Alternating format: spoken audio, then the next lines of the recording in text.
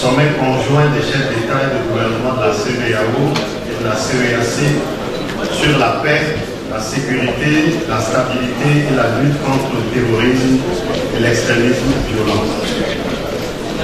Le sommet conjoint des chefs d'État et de gouvernement de la communauté des États de l'Afrique de l'Ouest et de la communauté des États de l'Afrique centrale s'est tenu le 30 juillet 2018 à Lomé, République togolaise, sous la coprésidence de leur Excellence M. Faure Issa Gnassingbé, président de la République togolaise et président en exercice de la CEDEAO, et Ali Bongo Kundimba, président de la République gabonaise et président en exercice de la CEEAC. Le sommet conjoint avait pour objectif de créer les conditions d'une paix durable et d'un environnement sécurisé dans l'espace commun de région. On prit part à ce sommet conjoint les chefs d'État et de gouvernement et les représentants du monde mandatés par les pays suivants. Pour la CEDEAO, le Bénin, Burkina Faso, Cap-Vert, Côte d'Ivoire, Gambie, Ghana, Guinée, Guinée-Bissau, Libéria, Mali, Niger, Nigeria, Sénégal, Sierra Leone et le Togo. Pour la CEEAC, Angola, Burundi, Cameroun, République centrafricaine, Congo, Gabon, Guinée équatoriale, République démocratique du Congo, Rwanda, Sao Tomé et Principe et le Tchad. Le président de la commission de la CEDEAO et le secrétaire général de la CEEAC ont également pris part au sommet conjoint ainsi que les personnalités suivantes. Le président de la commission de l'Union africaine, le représentant spécial du secrétaire général des Nations Unies, chef du bureau des Nations Unies pour l'Afrique de l'Ouest et le Sahel, le représentant spécial du secrétaire général des Nations Unies, chef du bureau des Nations Unies pour l'Afrique centrale, le représentant de l'Union européenne, le président de la commission de l'UEMOA, le secrétaire général de la CENSA. Les chefs d'État et de gouvernement ont examiné la situation sécuritaire générale en Afrique de l'Ouest et en Afrique centrale et ont noté les risques créés par la montée des défis sécuritaires, notamment en ce qui concerne le terrorisme, les trafics d'armes, d'êtres humains et de drogue, le blanchiment d'argent et la cybercriminalité. Les chefs d'État et de gouvernement ont mis en exergue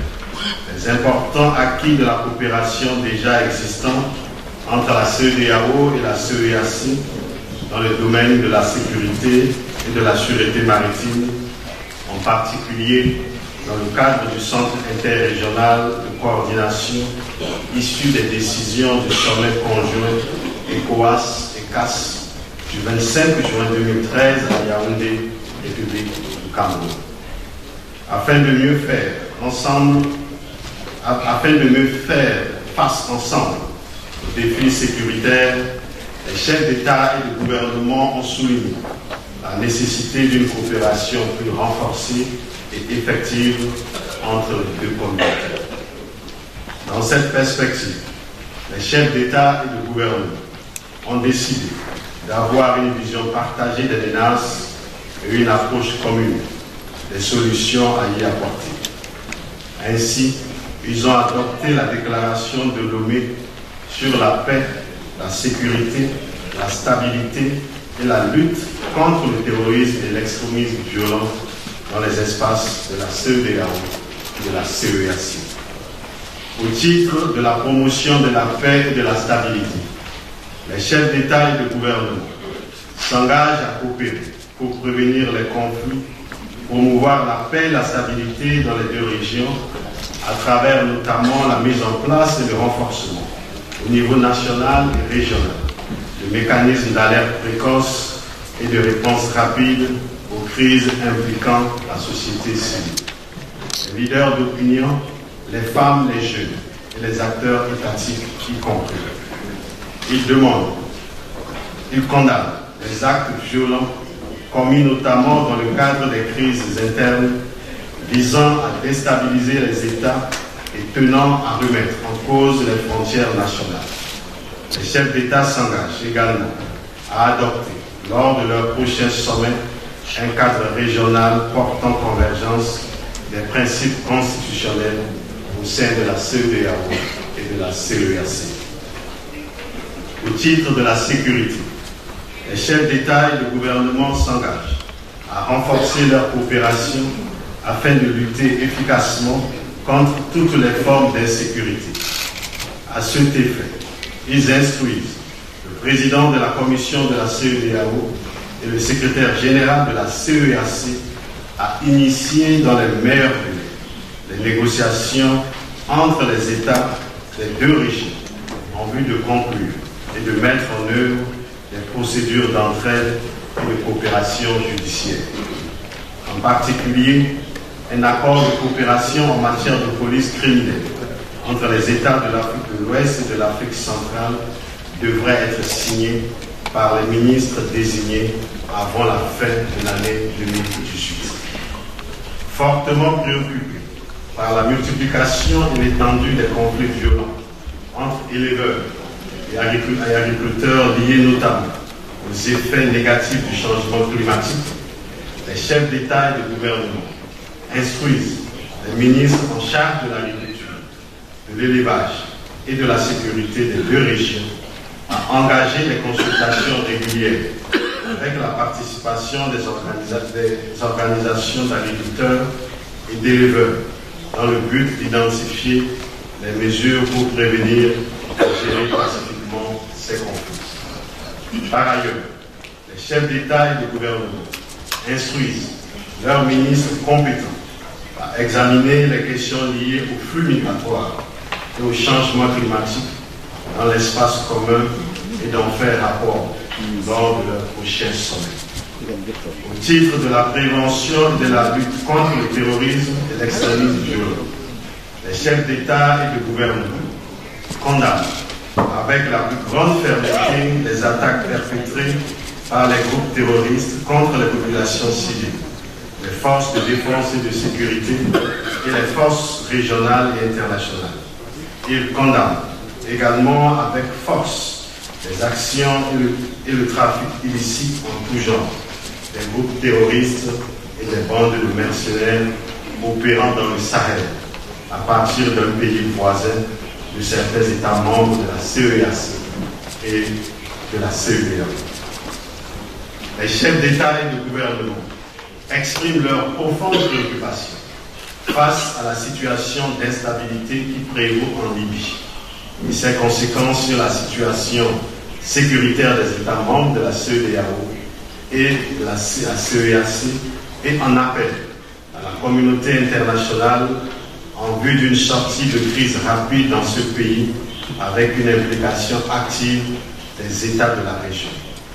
À cet effet, ils expriment leur soutien à la médiation africaine conduite par le président de la République du Congo, son Excellence Denis Sassou Nguesso. Ils saluent l'engagement des pays membres de la force multinationale mixte du bassin du lac Tchad et de la force conjointe du G5 Sahel dans la lutte contre le terrorisme. À cet effet, il lance un appel à tous les États membres des deux communautés dans un esprit de solidarité intercommunautaire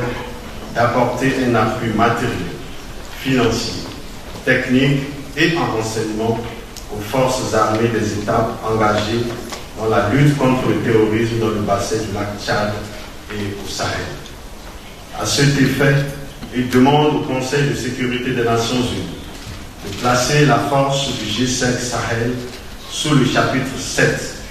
de la Charte des Nations Unies en vue de lui assurer un financement pérenne et multilatéral. Par ailleurs,